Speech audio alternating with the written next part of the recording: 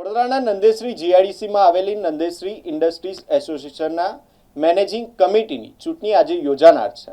વર્ષ 2026થી 2029 સુધીની ટર્મની યોજાનાર ચૂંટણી કે જેમાં 5 બેઠકો માટે 6 ઉમેદવાર વચ્ચે સીધી ટક્કર જોવા મળી રહી છે. નંદેશ્રી ઇન્ડસ્ટ્રીઝ એસોસિએશન દ્વારા જાહેર કરાયેલા ચૂંટણી પ્રક્રિયા અંતર્ગત કુલ 5 બેઠકો માટે 6 માન્ય ઉમેદવારો મેદાનમાં છે, જેમાં આશીષ અમીન, ભરત શાહ, ભાવિક સુરતી, કમલેશ પાલન, વિપુલ પટેલ અને યોગેશ પટેલનો સમાવેશ થાય છે.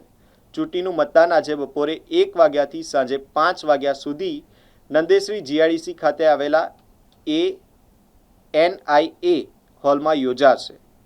5 બેઠકો સામે 6 ઉમેદવારો વચ્ચે ખરાખરીનો જંગ જામતા ઉદ્યોગ આલમમાં ભારે ઉત્સુકતાનો માહોલ જોવા મળી રહ્યો છે.